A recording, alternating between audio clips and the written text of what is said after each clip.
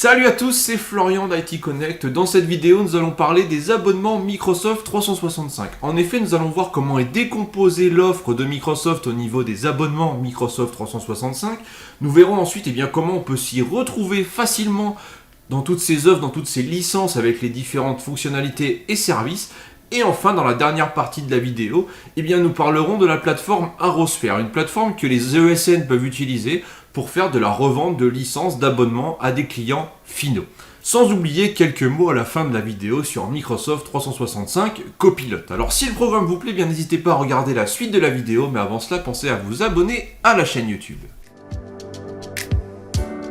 Commençons par parler de l'offre d'abonnement Microsoft 365 dans sa globalité. Nous avons deux grandes catégories pour les abonnements. On a tout d'abord la première catégorie qui s'adresse aux TPE, PME jusqu'à 300 utilisateurs. En effet, les licences Microsoft 365 Business Basic, Business Standard, Business Premium et Apps for Business sont limitées à 300 utilisateurs. Donc c'est-à-dire que si vous avez besoin de plus de 300 licences, vous ne pourrez pas partir sur ces licences-là. Donc la basique, c'est un petit peu la licence de base, et la standard aura des fonctionnalités en plus vis-à-vis de la basique, et la premium des fonctionnalités en plus vis-à-vis de la standard et de la basique. La licence Microsoft 365 Apps for Business est un petit peu particulière, puisqu'elle va simplement permettre d'avoir un accès aux applications de la suite Office, de manière à pouvoir les installer sur un ordinateur. La Microsoft 365 Business Basic est une licence qui intègre Office, donc Word, Excel, PowerPoint, mais uniquement en version web, vous ne pouvez pas l'installer sur votre poste de travail. Donc si vous souhaitez avoir les services Microsoft 365 plus la suite Office, il faut prendre au minimum du Business Standard. Ces licences sont présentées sur le site de Microsoft avec une petite nouveauté assez récente pour les clients de l'Union Européenne. Vous avez maintenant la possibilité de prendre un abonnement avec ou sans Teams. Donc ça, c'est Microsoft qui a mis ça en place pour répondre à une demande de la Commission européenne. Donc voilà, vous avez ce choix-là, ce qui va forcément aussi impacter un petit peu le tarif. Mais vous avez donc soit du Teams ou pas de Teams. Et à chaque fois, quand on descend, on aura la liste des fonctionnalités avec un comparatif par catégorie avec chaque licence proposée par Microsoft, ainsi que le tarif par utilisateur et par mois. Et d'autre part, nous avons les licences qui sont plutôt destinées aux grandes entreprises avec plus de 300 utilisateurs, même si une TPE, une PME pourrait très bien prendre une licence destinée initialement aux grandes entreprises pour avoir justement l'accès à certaines fonctionnalités, à certains services. On va avoir là-dedans donc Microsoft 365 E3 et E5 qui sont vraiment les deux licences principales dans cette famille de licences, on va dire. Et ces deux abonnements-là, qui sont relativement chers, comme on peut le voir, vont intégrer tout un ensemble de fonctionnalités, y compris des fonctionnalités en ce qui va être la sécurité et la gestion des périphériques. Donc on va pouvoir gérer les périphériques via Intune, par exemple, ce qui n'est pas le cas si on prend la licence équivalente en Office 365 E3 ou E5, qui en gros c'est la même chose, mais sans la partie gestion des appareils mobiles. Et on a là aussi d'autres abonnements, comme notamment le Apps for Enterprise, qui va permettre d'avoir un accès uniquement à la suite Microsoft Office, de manière à pouvoir l'installer sur son ordinateur. Sur le même principe, le site Microsoft nous propose un comparatif entre les licences. On a aussi la possibilité de basculer ici dans différents onglets, différentes thématiques, puisqu'il y a également des licences, notamment tout ce qui va être A3, A5, qui sont destinées au secteur de l'éducation, donc des licences généralement gratuites. Donc on a ici Microsoft 365 E3, E5 sans Teams, donc d'où cette mention. Teams est proposé en dessous du comparatif. Ici on voit le tarif, donc c'est 5 € hors taxe par utilisateur et par mois pour avoir Microsoft Teams. Donc il faut rajouter ce tarif à celui qui est précisé ici. Voilà les deux grandes catégories d'abonnements Microsoft 365. Donc ça, c'est vraiment les abonnements de base. Au niveau de ces abonnements de base, on va pouvoir venir leur greffer ce que l'on va appeler des licences add-on, donc des licences additionnelles pour venir ajouter des services. Donc si vous avez une licence, par exemple Microsoft 365 Business Basic, qui est vraiment la moins chère, on va dire, vous allez pouvoir lui greffer une licence add-on, par exemple Microsoft Teams Phone Standard, de manière à pouvoir passer des appels téléphoniques depuis Teams. Donc ça va être des licences qui vont venir permettre d'ajouter des services, des fonctions en plus sur un abonnement de base. Donc on a ici quelques exemples que je vous ai mis à l'écran. Donc tout ça peut être pratique également pour faire des économies et optimiser les coûts, mais on va un petit peu finalement s'y perdre puisque ça démultiplie les possibilités. Alors comment s'y retrouver facilement face à tous ces abonnements, toutes ces licences proposées par Microsoft? Et bien pour ça, nous allons pouvoir utiliser un site bien pratique que l'on va découvrir maintenant.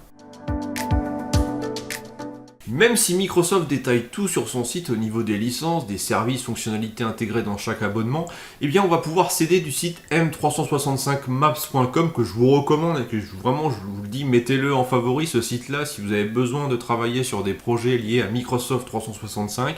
Vous allez avoir tout un tas d'informations utiles dessus. Dans un premier temps, sur ce site, on va pouvoir s'intéresser ici à la matrice des fonctionnalités.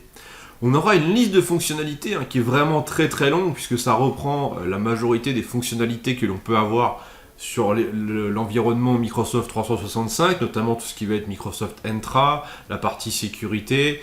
Voilà, on va vraiment avoir tout ici, la partie Windows, etc., etc. Et on va pouvoir appliquer un filtre de manière à comparer facilement des licences. Par exemple, je vais me dire, bah tiens, moi je voudrais comparer la licence Business Premium avec une Microsoft 365 E3, donc je vais venir la cocher ici, et je vais avoir uniquement ces deux licences-là, et je vais pouvoir les comparer précisément, voir ce qu'il y a inclus dans l'une et pas dans l'autre, et inversement. Et ça va me permettre d'avoir une vue d'ensemble vraiment très pratique, et je vais même pouvoir ici rechercher une fonctionnalité pour aller plus vite, parce qu'on voit que la liste est assez longue, et également faire un export pour me garder ce tableau comparatif dans un coin, sachant que le site est quand même régulièrement mis à jour à chaque fois que Microsoft fait des changements. On a également ici l'historique des changements de nom de service Microsoft. Donc le dernier changement majeur en date, c'est en juillet 2023. Donc tout ce qui est Azure AD qui est devenu Microsoft Entra ID, comme on peut le voir ici. Et ça permet aussi en même temps d'avoir un historique, si on se rappelle plus, tiens, à quel moment Microsoft a fait tel changement, eh bien on peut avoir l'information à cet endroit-là. Donc voilà, c'est vraiment un site que je vous encourage à parcourir, vous pouvez naviguer, exporter plein de choses en images, en Excel, voilà, c'est vraiment un site à mettre dans vos favoris. Parlons maintenant des modèles de facturation proposés par Microsoft, puisque en fait depuis le 1er mars 2022, le modèle NCE pour New Commerce Experience a remplacé le modèle que l'on appelle le modèle Legacy. Le modèle Legacy c'était quoi? Eh bien ça permettait d'acheter des licences auprès de Microsoft et d'arrêter quand on le souhaitait, avec un système de facturation au prorata par rapport à la date à laquelle on arrêtait l'abonnement. Ce qui fait qu'on n'était pas lié, en fait, on pouvait faire un petit peu ce qu'on voulait. Et donc depuis le 1er mars 2022, c'est le modèle NCE qui est en place. Donc tout le monde maintenant s'est imprégné de ce mode de fonctionnement puisque ça commence un petit peu à dater. Et donc Microsoft propose 3 modèles d'achat pour ces abonnements Microsoft 365. On a tout d'abord un engagement mensuel. Donc vous pouvez décider à chaque fin de mois si vous renouvelez ou non. Vous avez ensuite un engagement annuel avec une facturation en 2 types, soit du paiement mensuel, soit du paiement annuel, sachant que quand vous prenez un engagement annuel, vous allez payer 20% moins cher que si vous prenez un engagement mensuel. Donc il y a quand même tout intérêt à partir sur un engagement annuel pour faire des économies ou optimiser ses coûts en tout cas, sachant que vous pouvez très bien avoir des licences en engagement annuel et certaines licences en engagement mensuel si vous avez un besoin ponctuel de 2, 3 ou 5 licences, par exemple pour des stagiaires ou un renfort temporaire dans votre entreprise. Tout au long de votre période d'engagement, vous pouvez ajouter des licences, vous pouvez aussi passer sur une licence de niveau supérieur, par exemple d'une business basique à une business premium, mais vous ne pouvez pas rétrograder, revenir à une licence moins coûteuse, voire même diminuer le nombre de licences. Le plus intéressant financièrement, c'est peut-être de mixer les deux, d'avoir un engagement annuel pour les licences correspondantes à vos employés fixes, on va dire, et pour les besoins ponctuels, prendre d'autres licences en engagement mensuel, ce qui permettra finalement d'optimiser les coûts. Pour terminer cette vidéo, je vais vous présenter la plateforme Arrosphere, donc du distributeur Arrow, une plateforme qui s'adresse directement aux ESN et plus particulièrement aux partenaires CSP de Microsoft, puisqu'ils vont pouvoir l'utiliser pour effectuer de la revente d'abonnements, de licences Microsoft à des clients finaux. Donc si vous êtes une ESN et que vous recherchez une plateforme pour revendre des licences, des abonnements à vos clients, ArrowSphere pourra vous apporter une réelle solution complète, comme on va le voir après, puisque ça prend vraiment la gestion des clients, le reporting, l'achat des licences, le suivi, etc. Donc c'est une plateforme avec de nombreuses fonctionnalités, comme nous allons le voir après. Donc ArrowSphere s'adresse aux ESN pour leurs clients. On va retrouver un catalogue assez fourni avec de nombreux éditeurs, dont Microsoft, où l'on pourra acheter des abonnements Microsoft 365, mais également des licences Windows Server et gérer aussi la partie Azure et des licences SQL Server, etc. On a une sélection assez large. Au-delà de Microsoft, on a d'autres éditeurs qui vont être présents, comme VMware, Oracle, AvePoint, BitTitan, etc. Voilà, ce n'est pas limité à Microsoft. D'un point de vue d'une ESN, le fait de choisir ArrowSphere va permettre de bénéficier d'une expertise technique et commerciale en français. Donc ça veut dire que si on prend un exemple de l'un de vos clients qui a un projet sur Azure, eh bien vous avez un expert technique Azure, donc de chez Arrow, qui va pouvoir vous accompagner tout au long du projet de manière à faire les bons choix, de manière à bien déterminer le coût mensuel dans Azure, de bien déterminer le budget, etc. Donc notamment sur la partie technique et budgétaire. Donc c'est vraiment une aide qui sera appréciable au-delà de tout ce qui va être autour et ce que l'on va découvrir maintenant. Me voici connecté sur ArrowSphere, donc la plateforme qu'une ESN pourra utiliser au quotidien pour piloter son activité. Tout d'abord, on va retrouver un tableau de bord qui va nous permettre de suivre l'évolution de l'activité au quotidien. Donc on aura différentes métriques clés, comme l'évolution du nombre de clients, l'évolution du nombre d'abonnements vendus, et également les revenus générés mensuellement, etc., etc. Et à chaque fois, on a différentes statistiques avec la possibilité d'avoir des graphes via le reporting pour voir l'évolution dans le temps. Donc pour aller plus loin que cette vue synthétique, ce que l'on va faire, c'est qu'on va pouvoir cliquer sur les boutons qui sont présents dans les différents widgets de l'interface. Si je prends ce premier widget, je vais pouvoir cliquer sur le bouton pour avoir des informations supplémentaires, donc sur tout ce qui va être software as a service, donc le nombre de clients, le nombre d'abonnements, le nombre de produits concernés, etc. Je peux faire différents filtres. Là, c'est tous les clients. Je peux filtrer sur un client spécifique. On a le top des clients, la tendance mensuelle, voilà, des statistiques sur le nombre de sièges, le nombre d'abonnements. Et ensuite, là, c'est plus sur la partie répartition entre les différents produits. Tiens, est-ce que je vends plus du Microsoft 365 Business Standard ou de l'E3 ou peut-être même d'autres services, d'autres éditeurs. Voilà, je vais avoir tout ça, des graphes, et je vais pouvoir exploiter tout ça. Et ça me fait un reporting automatique par rapport à toutes les données qui sont dans ArrowSphere. Ensuite, pour aller plus loin, on va pouvoir manager nos clients. Dans la partie My Customers, vous allez retrouver l'intégralité de vos clients. Pour chaque client, vous allez avoir les coordonnées, ce qui va vous permettre ensuite de passer des commandes en associant une commande à un client et de générer notamment des devis via ArrowSphere. Si vous voulez savoir les services que vous avez vendus à vos clients, vous allez ici dans Manage, My Customers Services, et là vous allez avoir la liste de vos clients, la liste des éditeurs, la liste des produits, combien vous avez vendu de licences, combien il y en a d'assignés, le statut, est-ce que c'est une commande qui a été convertie, est-ce qu'elle est en attente, etc. La date de renouvellement, le prix d'achat, le prix de vente, etc., etc., la durée d'abonnement, vous avez vraiment toutes les informations. À l'aide de la ligne qui se trouve ici sous l'entête, vous allez pouvoir effectuer des recherches de manière à filtrer ce tableau qui est ici, pour par exemple faire des recherches sur un éditeur spécifique ou un type de licence spécifique, ou voire même voir les commandes qui sont dans un statut particulier. Voilà, donc au quotidien, ArrowSphere va vous permettre de faire la gestion de vos clients, le suivi financier, le suivi de votre activité en voyant un petit peu l'évolution des revenus, du nombre d'abonnements vendus, etc. Et vous allez pouvoir aussi passer des commandes, comme je disais, et faire des devis. Donc pour ça, on va se rendre dans le catalogue. Le catalogue qui va nous référencer l'ensemble des abonnements, des licences que l'on peut acquérir au travers d'ArrowSphere. Donc on a bien sûr la partie Microsoft que j'évoquais précédemment et différents éditeurs, comme vous le voyez ici. Donc si on prend la partie Microsoft, ce qui va être intéressant, c'est qu'on aura toutes les licences. Et quand on va cliquer sur, par exemple, celle-ci, qui est la première de la liste, on aura la possibilité de vendre des licences soit pour un an, soit en mois par mois, donc de l'engagement mensuel, avec un cycle de paiement soit par mois, soit par an. On voit que l'interface, elle est totalement adaptée au modèle de facturation NCE. Et ensuite, on peut voir, on a un descriptif, donc voilà une petite phrase d'introduction sur la licence. Les upgrades, donc c'est-à-dire si j'achète cette licence-là, vers quoi je peux upgrader ? Je peux upgrader vers du Business Premium ou de l'Office 365, E3, etc. Et on a également une visibilité sur les add-ons qui sont compatibles. Donc c'est-à-dire que si j'ai cette licence, je peux bénéficier de tel ou tel add-on. Donc voilà, tout est fait pour nous faciliter l'utilisation, nous faciliter la vie lorsque l'on aura besoin de choisir des licences, des abonnements pour un client. On a ensuite, si on descend dans la page, eh bien, des informations supplémentaires sur le contenu de cette licence. Donc là, ça vient faire un complément à ce que vous avez sur le site de Microsoft, à ce que vous avez sur m365maps.com. Vous avez aussi un descriptif qui est ici et qui vous indique eh bien, ce qui est contenu dans cette licence. Il faut savoir que lorsque vous créez un client et que vous allez passer une commande pour lui, pour des abonnements Microsoft 365 par exemple, vous allez pouvoir livrer les licences sur le tenant. Ça c'est très important.